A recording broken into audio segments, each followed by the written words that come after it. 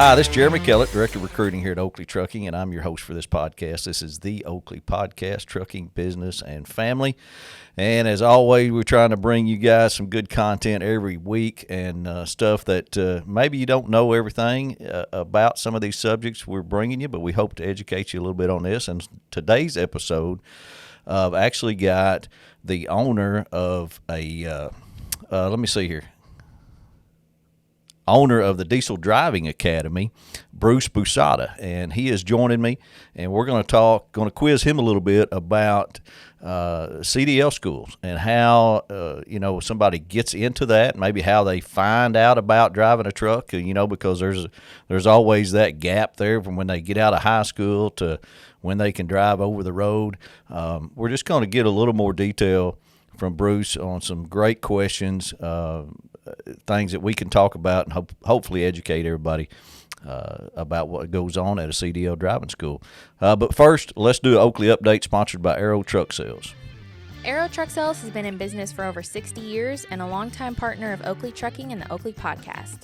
Trey Visor and Keith Wilson do a great job at putting you in the right truck to fit your needs and our needs here at Oakley. They carry all makes and models to choose from with on-site financing through transport funding. So whether you're a seasoned owner-operator or a first-time buyer, be sure to contact Keith Wilson at Aero Truck Sales at 573-216-6047 and tell him you heard it on the Oakley Podcast. So first on the update today, here's the deal, people. This is something that we've noticed that's happening here lately is when you have an accident or you have a claim on your physical damage on your truck. Let's say I had one the other day, you hit a deer. The claim settles, sends you a check to get your truck fixed, and then 6-8 months later, no truck is fixed. We've had a couple of other incidents where the insurance is settled, the claim is done, but we're finding out we're following up on some situations where the truck is not fixed yet. So it's something that is real important.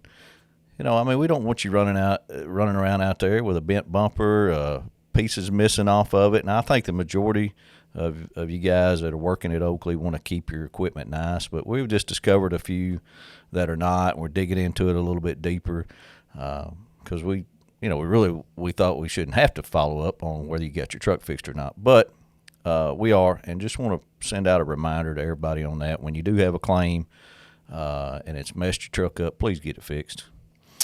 All right, thank you guys. All right, let's get started with Bruce here with Diesel Driving Academy, the president and owner. And I tell you, I did a little bit before I introduce you to Bruce, or he introduces himself. I had actually read a little article about Bruce's dad started the company. Is that right, Bruce? That's correct, in 1972. Okay, fantastic article there that I read that I thought was really neat. That you're carrying it on, kind of similar to Oakley. Bruce Oakley started Oakley Trucking, or Bruce Oakley Incorporated. Dennis kept it going, and now Justin is keeping it going in his third generation. So welcome to the Oakley Podcast, Bruce. I appreciate you sitting in with us and help educate us on the Diesel Driving Academy. Thank you for having me, Jeremy. It's great to be on, and I love talking about educating people in trucking. It's been doing it for over 50 years now. My father started it in 72, as you said, but it's my brothers in it, myself, and I remember when we originally were involved in it, we were in high school and we were cleaning the trucks out on weekends. So that's how we started out. So it's and we also have our sons in the business now, so we're going through a third generation also. That is fantastic to hear. That's bring in the family and let's do it right. So give us a little history of your background, Bruce. Well, there's not, I'd rather talk about the school, but I can talk about myself some. When my father started it and all, we started out with one truck and trailer and the school and all. And so I learned, through high school and through my college years, and just as my brother did too. And we always enjoyed the business of training people because it's very rewarding when you see the students come back in a truck and they have their own truck or whatever, or driving for a company with the truck and have their new truck with them. And my father always told us to take care of the student first, and then everything will flow and be, everything will be good.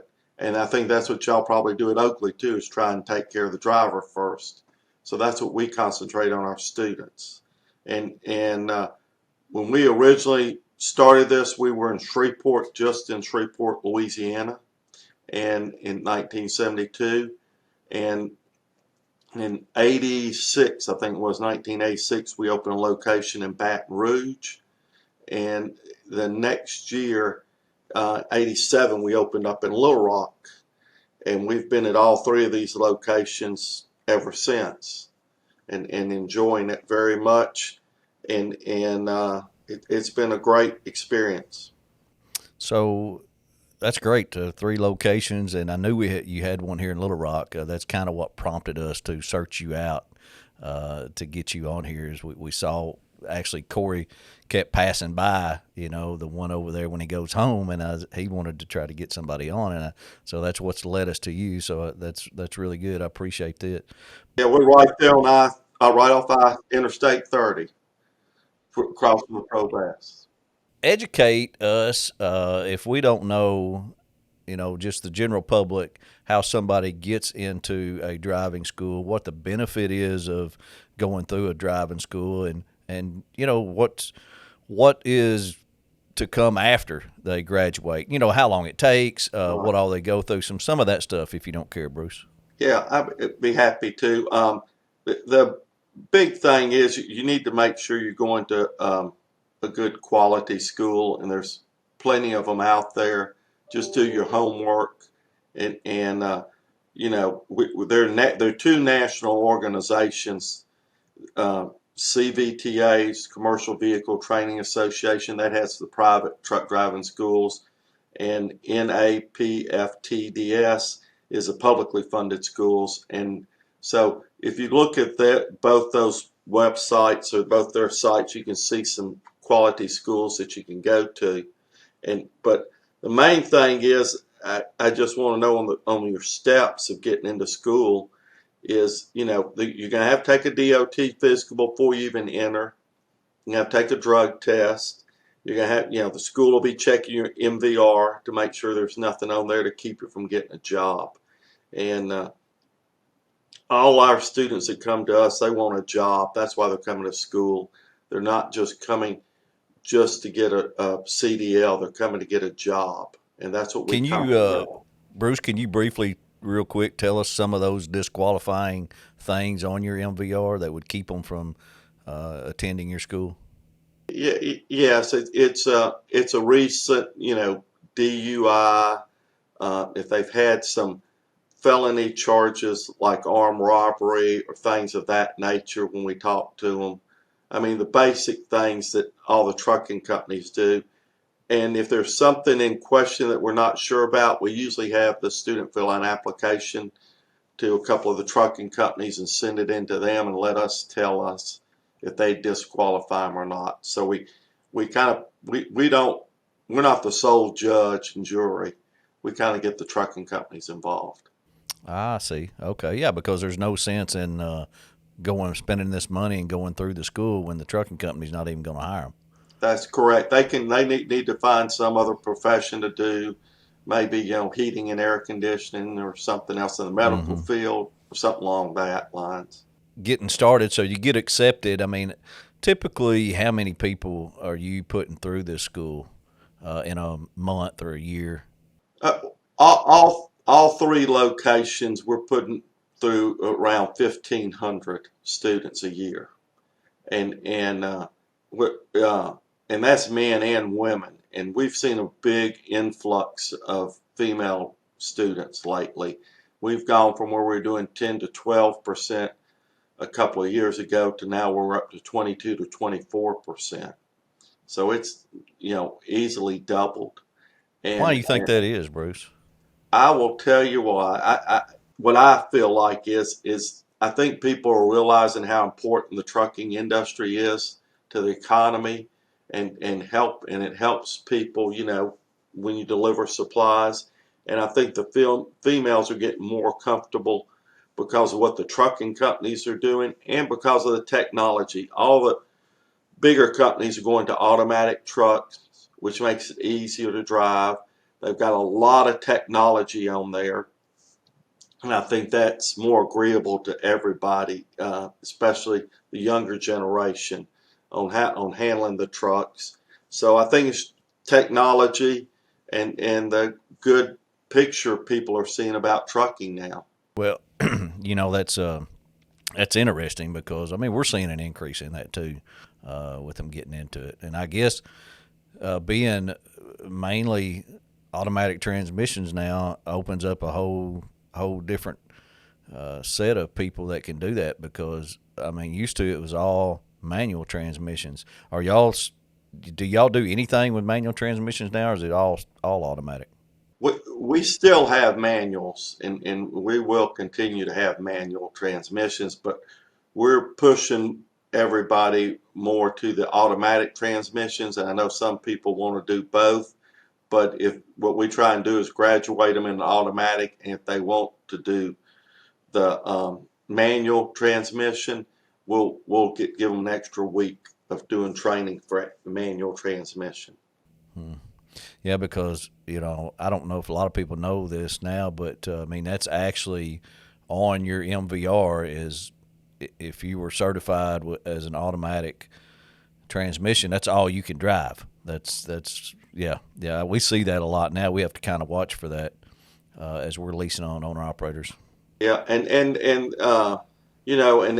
more and more of these trucking companies are totally automatic now, and so it's really to the student's advantage. It's quicker, easier to get them out and go that way. But I know there's some still need for manual transmissions. That's why we still have them. Right. Lube Zone has opened a new location in Statesville, North Carolina. It's located north of Statesville on Highway 77, just west of Exit 59. Lube Zone services both single trucks and truck fleets, so whether you're driving through or you have a trucking company nearby, Lube Zone are the experts to turn to. Lube Zone's specialty is full-service oil changes that take approximately 30 to 40 minutes. They also offer tractor-trailer grease, gearbox service, generator service, reefer service, and DOT inspections. They also go the extra mile when it comes to quality control. What does that mean? That means your semi-truck is checked not just once, but twice to ensure all service and parts are good to go. Lube Zone does this so you can rest easy knowing that your truck is in top condition. No other service center knows semi-trucks better than Lube Zone. Check out lubezone.com for all their locations, and when you go in there, tell them you heard it on the Oakley Podcast. So what's the steps? What do they actually go through at your school? Good question. What we basically do is have them come in and fill out an application. And there's some questions on there that are for us to actually learn about the person and what they want to do and make sure they meet all the qualifications. And once we go through those steps, we work with them as far as we have some other people that take care of them as far as the financing and what they'll need to get into school, whether that's with grant money or if they need loans or whatever, however they qualify for and what they could do. And then we also have trucking companies that are paying for some students. And so if they meet those qualifications, we may send them that way too. All our trucking companies that we deal with now are doing monthly payments. As long as the student's with them, they'll pay their monthly notes for them and help pay off the loan, which is a big plus. And so that's basically what we do. And then we send them to get their, as I said before, their physical and the drug screen and all that. We check the MVRs and so forth. So they get approved to go through your course and even can have a job already knowing up front, I've got a job when I come out, and this trucking company is going to pay for my schooling as long as they work for them for, I don't know, probably a certain amount of time, I would imagine. Years. A few years, okay. So what's some of the actual schedule look like, for your school? How long does it take? Is it a Monday through Friday? Is it 8 hours? That type of deal? Yeah, it And when I said a few years, it could be as little as a year. Some of these companies are doing it in a year time, paying them back. Okay. So it depends on where they fit in, and some of them come through on grant money, so there's no money really there. Um, we have two different programs. We have a basic 4-week program. We have an advanced 20-week program. So it depends on what the student is best suited for. And the basic program runs 6,900. The advanced 11,900. Oh, so what's the And difference? there's a lot more driving time in the 20-week program. There's a lot more classroom training too that goes into more details on safety aspects and more of the mechanics of the industry, the trucking industry. So it's a lot more detailed if the person has time. Now the basic class just runs Monday through Friday, 8 hours a day for 4 weeks. The advanced program runs Monday through Thursday for the 20 weeks, and you're going at 8 o'clock, 8:30, I think it is, till 4. So, but we also have a night class for that advanced program. Some people are working during the day. They need to come. If they do that, it's for 30 weeks. It adds an extra 10 weeks onto the program, but they can continue to do their day job while they're coming to school at night. You see a lot of people doing that, Bruce? More and more, more and more, yeah. I mean, it's hard enough for a person to come even 4 weeks and not have money coming in, much less any length of time.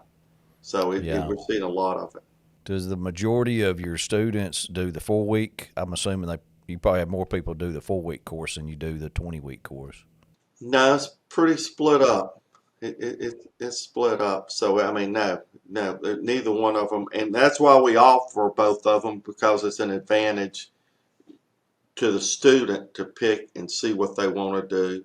And we're trying to take care of the student first of all. So it depends on where they really fall in. I know that isn't a good answer, a clear answer, I guess I should say, but it depends. We do it individually. I think as part of the general public thinking, I'm hoping they all go through the 20-week course before they get on the road out there. But I know they, even with the 4-week course, they go to a company, and a company still has to train them and all that. That's a good point. Our students who graduate in the 4-week program usually have to do training with the carrier for a longer time. Now they go on the 20-week program, it shortens it in half or less sometimes for them as far as training, so they get out making more money faster. Yeah, that's good that you partnered up with some trucking companies that are willing to take these drivers right out of class, school, because not a lot of them do. We're a company that we require 2 years over the road. Well, that's a hard part to get. Get that 2 years can be challenging. You're absolutely right, but we're training the drivers for you right now, and in 2 years, or whatever time, they'll you'll have a shot at them then, and these major trucking companies we've been dealing with, we only deal with a handful. We could deal with 100, but we only deal with about a handful of them, because we stay real focused on the ones we can help our students with. I mean, because while they're in training, if they have a problem, they know they can call us and we will help them while they're even in training with the company, so they can stay on with that company, because you always have something come up. Do you think most of them, Bruce, this is probably something that's hard to know, but once they graduate your school and start driving a truck, do most of them stay in the truck driving career, or do you think some of them get out pretty quick? Oh, I'd say the vast majority stay in it. Now, some of them may start out and think they want to drive over the road and be out for 3 weeks at a time and not come home, and then their spouse is telling them, oh no, I need you home more, and so then they quit that job they originally started, but they usually stay in driving. Either they're driving for a water bottle company and being home every night, or a bottling company, so they're doing deliveries, or somebody like that where they're home every night. But even these major trucking companies that are taking our students now, they're condensing their drive time on all their people to regional now. So a lot of them are home, at least a couple of times a week, if not more. Yeah, and I think that's helped. A lot of trucking companies are doing that, including us. We've had to change our ways of getting people home more, so they can be part of their family, and that's just what it's going to now. And I think it's helped attract more people in the trucking profession for sure. And I think it's helped attract the females going back to what we're talking about. I think it's helped attract the female drivers too with that. Yeah. How do you find students to get started? Do they just come to you? Do you do some advertising or? We do some advertising, yes. I mean, in fact, we're going to have a open house up there in Little Rock on, I've got to look at my calendar now. I'm getting old. I can't remember anything anymore. On September the 8th, we're going to have an open house from 11 to 1, and we'll have food there and all, and have people that are interested come in. And we're going to have several trucking companies there also with their recruiters and their equipment and drivers to talk to the potential students, so they know what's going on, and that'll be from 11 to 1, and we'll have a lot going on, and they that's a start for the student to actually see what they're getting into and what they want to do. And the other way we get students is off the like everybody else, LinkedIn, Facebook, Twitter, all those other things, sending our messages out and all to them. I guess probably a lot of these companies that you put them with after they get out of your school, I'm sure they get calls of, hey, how do I get started in driving? And then they send them to you. That's very true. We get a lot of that, referrals from trucking companies. Also, we get referrals from students. I mean, up there in Little Rock, last time we had the open house, the gentleman that was up there driving for the trucking company that we've been doing business with for 30 years or longer came in, and he's still with the same company, but he's a owner operator with them and driving for them, and he's still under their umbrella, and his son had come to our school too. And it was interesting that his granddaughter had just graduated from our school, and they're all going to the same company. So we've done 3 generations of students at our school. I mean, that's just one example. I mean, we've done them, all over, but we're in a 3rd generation. We're getting 3rd generation students, and these trucking companies now, they've been with us a long time. We're getting 3rd generation also from us. So it's that's why I say it's very, very rewarding. Yeah, that is very rewarding to see that happen for sure. What age would you say most of your students are? Well, our students right now are 32. Our average age is 32, 33 years old. Most of our students are starting their 2nd career or even 3rd career. A lot of them are married or have children, and so we're getting an older age group, and the minimum we'll take is 21-year-olds. I know a lot of people have talked about 18, 19, 20-year-olds, getting the CDL, but we're still stuck on, if we can't get them a job, we're not going to let them in. And now we'll let a 20-year-old come if they're going to turn 21 before they graduate, but that's the only way we'll have them come in. But don't you wish you could get a lot more of those younger ones, that 21 or get started? I mean, then instead of, you see these 32-year-olds and you just go, man, I wished I'd had you 10 years ago get started. and they wish they had been there 10 years Yeah. ago too. So Right. yes, we'd love to, but the problem is with the trucking companies is the insurance, the liability insurance. And so if they can ever overcome that, figure all of that out, I mean, we'll be there because I just like, myself, I go up to these trucking companies, go to their home offices and visit them, try and do it at least once a year. And I visit with their CEOs or presidents of their companies and discuss things just like this with them. And so we all work together very well. It keeps us up to date. Yeah, I know they talk about that a lot. I've heard a lot of discussion of that gap between 18 and 21. You kind of lose, you lose those years, you lose those people there. They can't get into it, which is a little frustrating. So, do students come to your school, and I guess can they get the just intrastate CDL, or is that? I mean, you show them everything. Once they get, yeah, we give them a CDL, we give them the A. They get that CDL, they can do anything with that.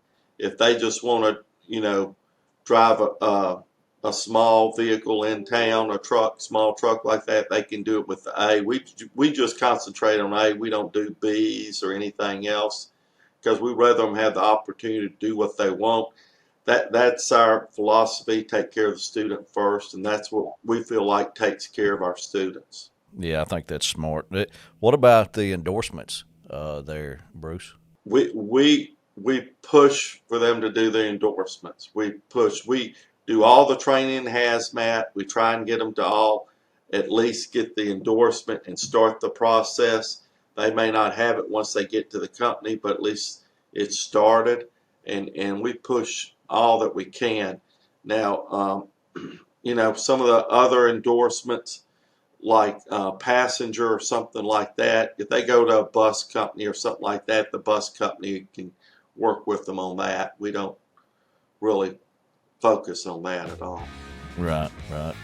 Oakley Trucking is a 100% owner-operator company. We specialize in hopper bottom, end dump, and pneumatic trailers. We provide the trailer free of charge, and you provide the truck. We have a large customer base that reaches the whole United States as well as parts of Canada. Our owner-operators live anywhere from Texas to North Carolina to Pennsylvania to Wisconsin and everywhere in between, and we get them home weekends. We take it seriously when you join Oakley Trucking because we need you to be successful. Oakley offers great benefits and competitive mileage pay, so you know that when your wheels are turning, you're generating money no matter if you're loaded or empty. We understand that you want to make a good living and that you make our living. We only take on independent contractors, and to be honest with you, we are very particular on who we lease on. You must have a good driving record, good work history, and clean, dependable truck. So if you're interested in Oakley Trucking or just want some more information, you can go to oakleytrucking.com, listen to our weekly podcast, The Oakley Podcast, and subscribe to our YouTube channel. Amen. And well, mine are not experienced yet, but the big deal is that when they get out of here, the first year, all these companies are telling us they're making 60 to 65,000 the first year, but we've had some get up as high as 85,000. 85,000, and it depends on how hard they want to work and what the job is exactly, and if you're making the 80 or 85,000, you're out there a lot more, not at home very much. Yeah, I'd say, you have that opportunity to sure make more money when you get into it. Do you see a lot of them that their end goal is to become an owner-operator? Absolutely. Do you? Absolutely. We see several of them, and that's why I think more and more companies are talking to their drivers about helping them be an owner-operators and keep them under their umbrella so they don't totally lose them and can keep them. Yeah, I think so too. I know this wasn't on our list, but it made me think about veterans, and y'all play a pretty big role with our veterans. Oh, yes. Yeah, we've been VA approved for, I don't know how long, for a long time. I mean, we're an accredited truck driving school, which are very few of those in the country, probably, at most 10. And we've been accredited since 1981, and I know we've been doing the VA before that, VA approved. So yes, we've been working with veterans. We don't get a large number of veterans, but we are VA approved and can handle anything that comes our way. Yeah, I kind of thought you might get quite a few veterans to go through that, but I guess, I don't know, a lot of them I think learn how to do it in the military and maybe already come out with a CDL. Quite a few of them do, but the only bad thing about the military part of it is usually they're driving on, desert sand or something like that, and they're driving at 30 miles an hour, and they're not loaded down with 80,000 pounds, an 8,000 pound trailer, loaded and going 60 miles an hour. So it's a little different. So that's why we get several of them. So I know, and I've seen a couple of news articles where you were talking about it in the past. It's been a couple years, but a couple years ago, it was all about driver shortage. We had a major driver shortage, going to have for all these years, and I guess, I could go either way on that, to be honest with you. I mean, it's, I think you're always going to have a driver shortage of just getting people involved in it. But what's your take on the driver shortage? And have you had more people going through your school, say, now than you did 3 years ago? No, our enrollment's very good. I mean, our enrollment's very good in our three campuses. We're well over 300 students, so over 100 in each, well over 100 in each campus. I think Little Rock's right at that, a little below that. I mean, but the rest of them are well over that. So no, I don't think our enrollments have changed drastically, except for the more females coming in and the average age going up. But I think there is a driver shortage from what I can tell from our carriers and different way we're placing people, because we're having no problems placing anybody. We're not having any problem at all. And I just think it's I think the shortage, you're going to see it come back next year. I think you're going to see it. For everything what I'm learning from these carriers and all is that that the freight's going to start moving again. I mean, Target had their I think their stock deal where they were reporting that their warehouses were empty now, and they're going to start having to refill them for the holidays. I think that's an indication of the freight starting to pick up, and will continue. Yeah, I think you're right. What's the future look like for Diesel Driving Academy? I don't know. ELDT came out. And that's the training that you're having to train students. Regulation on training students, and Diesel Driving Academy was very involved in that. Our organization CVTA was, as well as the publicly funded schools. We all grouped together, and we were very involved in that and pushing for safety. So, can you explain what that is, Bruce, to our listeners real quick? Yeah, I'd be happy to. What that is the government originally FMCSA tried to do a regulation that really on training, telling us how to train people, that really had no significant value to it at all. And so we were able to talk to them and get them to totally throw that out. And with the help of, plenty of other organizations, safety organizations, ATA, TCA, larger trucking organizations, and we helped them come up with a solution. There were 26 people on the panel, and that we all voted to do it as performance-based training. So in other words, if the student can perform the task, then they can move on. And it's a performance-based training. And what this has brought into the training part is safety. This is really focused on safety and quality training. And that's what we've pushed. I don't know if all your people know about PTDI back in the 80s. That was a Professional Truck Driving Institute. They were trying to do that back then. We were the first or second school ever approved for that back in late, I think it was 88, 87, 88, it was in 1988. We were the first or second school ever certified. But that's what we've always been focused on, is safety and quality of training. And I think with these new regulations, we're getting there.